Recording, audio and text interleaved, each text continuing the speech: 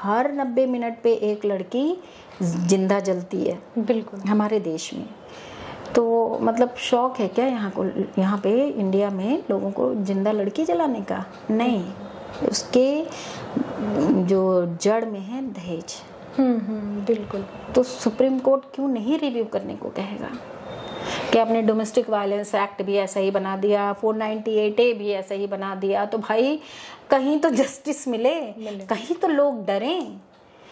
तो अगर कोई डरेगा नहीं ना लॉ से, तो ये चीज़ें ख़त्म भी नहीं होंगी। अभी 90 मिनट में जल रही हैं, अब 1 मिनट में जलेंगी। तो इसलिए रिव्यू जरूरी। आपका समाज सेवा में कब और कैसे आना हुआ? मैंने MSW किया है, तो मैं professionally master in social work हूँ। तो ऑब्वियस सी बात है, MSW किया है तो प्रोफेशन में ही जाऊंगी, इसी तरह के प्रोफेशन में जाऊंगी। तो मेरा एक क्या कहूँ, मेरी खुशकिस्मती थी कि मैं महिला समाख्या में आई। और मैं भी ये जेंडर वेंडर बहुत नहीं समझती थी। मुझे भी लगता था कि मेरा घर बहुत आदर्श परिवार है, सारी लड़कियों को पढ़ने का मौका मिला, जहाँ जिसने चाहा वो पढ़ाई की। मैं BHU हॉस्टल में रह के पढ़ी हूँ उस ज़माने में, कभी किसी ने रोका नहीं, प्रमोट किया। तो ऑब्वियस सी बात है, तो मुझे लगेगा ये मेरा तो परिवार आदर्श है। तो जब मैं महिला समाख्या में गई, वहाँ एक्सरसाइज होती है कि आपने अपने घर में जेंडर डिस्क्रिमिनेशन झेला है। तो मैं पहली व्यक्ति जो कहती थी कि नहीं नहीं, मेरे घर में सब कुछ सही है। लेकिन जब आप जेंडर डिस्क्रिमिनेशन के डिस्कोर्स में जाओ, उस पर बहस करो, चर्चा करो, तब समझ में आता है यार हर कदम पे झेला, हर कदम पे रूबरू हुए उन चीज़ों से। पर क्योंकि हम लोग की ग्रूमिंग ऐसी हुई है कि हमको दिखता नहीं है कि वो डिस्क्रिमिनेशन है। अगर हमारी ग्रूमिंग इस तरीके से हुई है कि लड़कों के लिए व्रत रखा गया, पतियों के लिए व्रत रखा गया, उसमें हम भी कंट्रीब्यूट कर रहे हैं, हम भी सहयोग दे रहे हैं, तो हमारी ग्रूमिंग हुई ना वैसे कि भाई पुरुष महान है, हर तरीके से उसकी देखभाल होनी चाहिए। तो अब उस ग्रूमिंग में अगर हम बढ़े हैं तो हमें क्या पता कि ये डिस्क्रिमिनेशन हो रहा है। हम तो कहेंगे कि हमारे यहाँ बहुत अच्छी चीज़ें थी, बहुत सब कुछ बढ़िया था।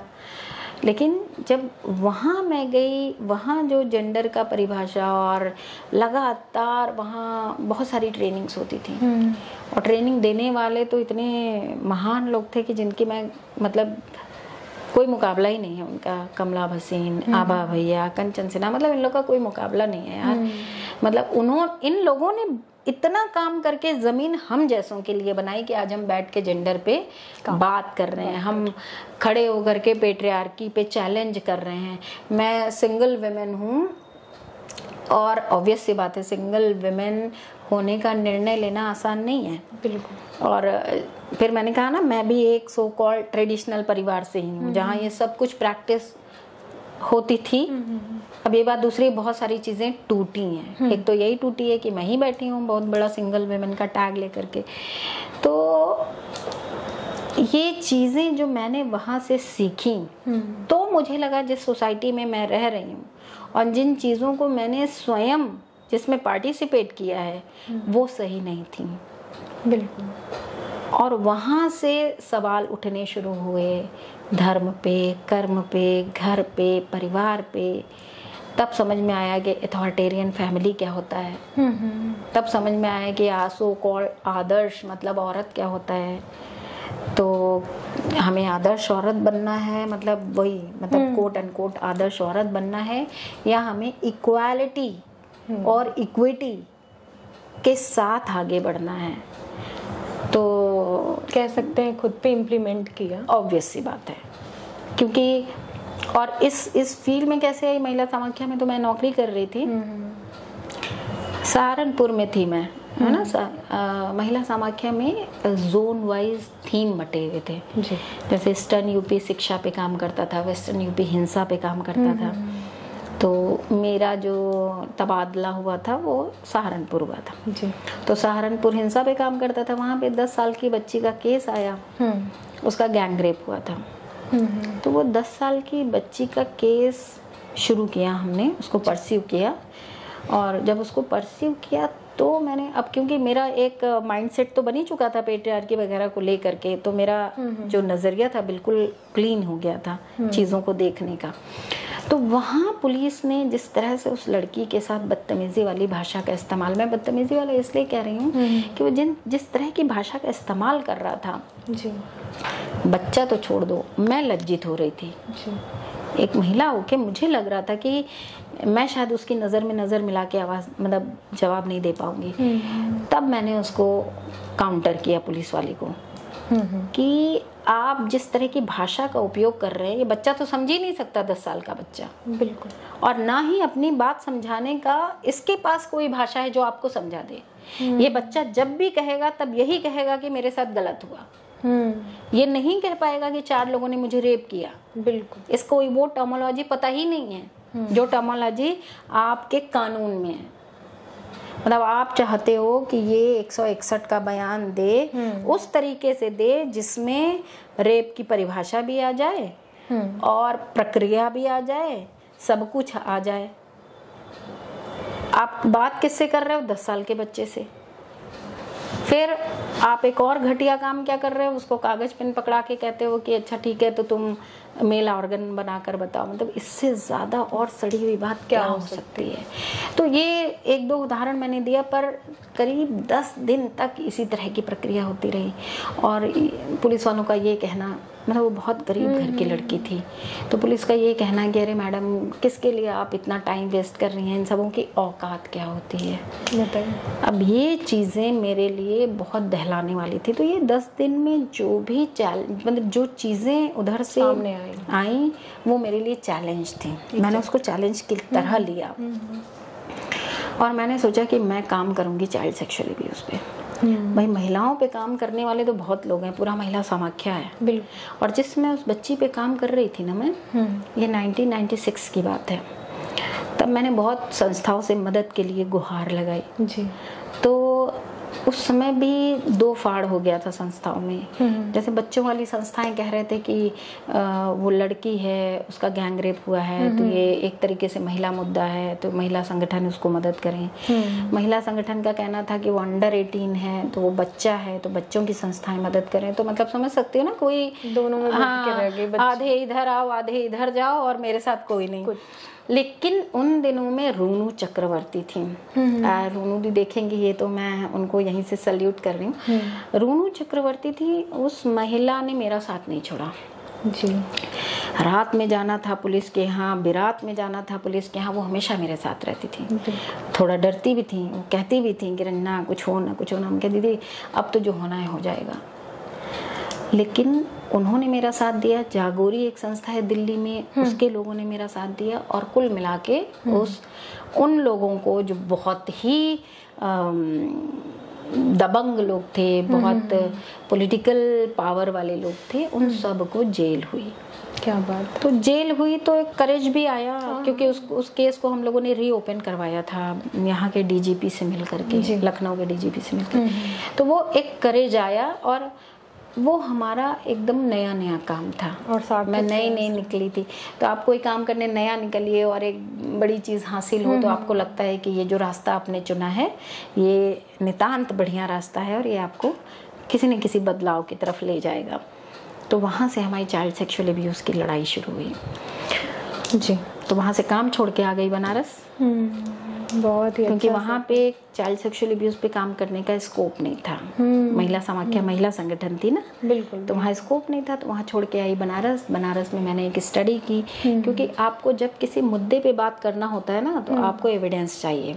एग्जैक्टली। आप हवा में नहीं कह सकते कि चाइल्ड सेक्सुअल अब्यूज हो रहा है। तो कोई भी पूछेगा ना कि प्रमाण। तो इसलिए मैंने स्टडी करी बनारस में आते। सबसे पहले स्टडी की, उस स्टडी में मुझे, मैं कृष्णा निगम मैम का नाम लेना चाहूँगी जी। जानते ही हो कृष्णा निगम जी को। कृष्णा निगम मैम ने, मतलब हमने बहुत स्कूल छांटे, बहुत लोगों को रिक्वेस्ट किया कि हमें 25-25 बच्चियों का इंटरव्यू लेने दो, किसी ने नहीं दिया अपने बच्चे। तब कृष्णा निगम मैम आई, बोली कि तुम हमारे यहाँ चलो, हमारे कॉलेज में चलो, हमारे स्कूल में जितनी बच्चियों से बात करना है करो। तो मैं एक तरफ स्टडी भी कर रही थी और एक तरफ बच्चों को ट्रेन भी कर रही थी चाइल्ड सेक्सुअल अब्यूज से कैसे प्रोटेक्ट हों, क्या होता है चाइल्ड सेक्सुअल अब्यूज, आप कैसे अपनी आवाज़ बुलंद करें, ये भी कर रही थी। तो मैंने 100 बच्चियों पे किया था एक छोटा सा स्टडी। तो 100 बच्चियों में आया था मेरा 88 बच्चियां सेक्सुअली अब्यूज्ड थी अपने अंडर 18 एज में। तो 88 लड़कियां तो बहुत बड़ा। तो अब 88 क्या, तुम भी लड़की हो मैं भी हूँ, बिल्कुल अपने चाइल्डहुड में जाओ और जाके देखो कि कभी मोलेस्ट, कभी अब्यूज या कभी भी किसी ने छूने की कोशिश की है कि नहीं। तो मैं तो सोचती हूँ कि जो 12 बच गए वो किन्हीं कारणों से बच गए या वो ओपन नहीं हो पाए थे। तो 88 संख्या कोई ऐसी अभूतपूर्व नहीं है, लेकिन सोचनी है, ये विचार करने की ज़रूरत है कि अगर इतने बच्चे सेक्सुअली अब्यूज़ हैं तो उनके लिए हम धरातल क्या दे रहे हैं। हम तो बच्चों के बीच में जाते हैं, सबसे पहले कहते हैं भाई हमें माफ़ करना कि हमने तुम्हें अच्छा समाज नहीं दिया, ऐसे लोग नहीं दिए कि तुम अपने आप को सेफ महसूस कर पाओ, लेकिन आपको ट्रिक बता सकते हैं कि आप अपने आप को कैसे सेफ करो। बिल्कुल, क्योंकि जिन परिवारों में बच्चे पल रहे हैं उन परिवारों में ही उनके अपने अब्यूज़र हैं जिनके साथ उनको जीना पड़ रहा है। एग्जैक्टली। जो उन्हें अब्यूज़ कर रहे हैं, टॉर्चर कर रहे हैं, उनके साथ उनको मुस्कुराना पड़ रहा है, उन्हें सम्मान और इज्जत देना पड़ रहा है। मैं सबसे यही कहती हूँ, तकलीफ भी बहुत ज़्यादा मुझे होती है कि जो बच्चे अब्यूज़ हो रहे हैं, ज़्यादातर लोग सोचते हैं कि लड़कियों पे सवाल उठाते हैं ना, ये कम कपड़ा पहनती हैं, ये ऐसे हंसी क्यों, ऐसे बोली क्यों, व्हाटएवर। भाई लड़के भी इक्वली अब्यूज्ड हैं। एग्जैक्टली। चाइल्ड सेक्सुअल अब्यूज में इक्वली अब्यूज्ड हैं मेल चाइल्ड। बिल्कुल। अब भाई उनको आप क्या कहेंगे, वो क्या पहन लेते हैं। और अब्यूजर तो आदमी ही है ना, ऐसा तो नहीं सारे मेल चाइल्ड के अब्यूजर सारी मेल फीमेल हैं। हाँ। ये तो है नहीं। तो यहीं पे वो थ्योरी ध्वस्त हो जाती है जिसमें आप लड़की को कहते हैं कम कपड़ा क्यों पहनी, ऐसे हंसी क्यों, ऐसे बाहर निर्भया कांड में लोगों का बाहर क्यों निकली है, तमाम सवाल उठाते हैं। 3 साल के बच्चे का जब रेप होता है तो वो कौन से कम कपड़े पहनते, वो सारे सवाल यहीं ध्वस्त हो जाते हैं। बिल्कुल। कि अगर 50% में जो हमारे देश का हर दूसरा बच्चा सेक्सुअली अब्यूज्ड है, 50% में अगर 25% लड़कियां हैं तो 25% लड़के हैं, तो लड़कों में क्या ऐसा है जो अब्यूज हो रहे हैं, वो ये विचारणीय सवाल है। वहाँ ये सारी थ्योरी ध्वस्त हो जाती है कि निकली क्यों, पहनी क्यों, किया क्यों, दिया क्यों। बिल्कुल सही कह रही हैं आप।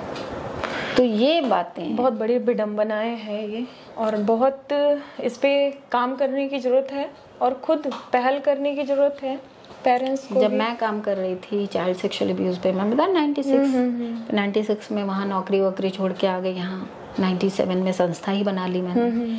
क्योंकि आप जब काम करते हैं तो कोई ना कोई एक बैनर चाहिए आपको। बिल्कुल। आप कहीं भी जाएंगे कोई भी पूछेगा कौन है क्या है। और उस समय जब चाइल्ड सेक्सुअल अब्यूज पे मैं स्टडी कर रही थी, चाइल्ड सेक्सुअल अब्यूज बोलते नहीं थे लोग। ये सो कॉल्ड जो संस्थाएं थी, वो संस्थाएं भी जब इशू लिस्टेड होते थे ना संस्थाओं के, तो सारे इश्यूज लिस्ट होने के बाद होता था, अरे रन्ना गौड़ वाला भी मुद्दा लिख लो। चाइल्ड सेक्सुअल अब्यूज नहीं बोलते थे, रन्ना गौड़ वाला भी मुद्दा लिख लो। मतलब उनको बोलने में शर्म आती थी। ये जो सेक्स टर्मोलॉजी है ना, हम मोबाइल हाथ में आ गया, उसमें हम ब्लू फिल्म भी देख रहे हैं, मतलब दुनिया के कुकर्म कर रहे हैं और सेक्सुअल अब्यूज नहीं बोल पा रहे हैं। तो ये जो क्या मैं बोला हिपोक्रेसी है, उसमें हम जी रहे हैं। तो ये सब तोड़ने की बहुत ज़रूरत है।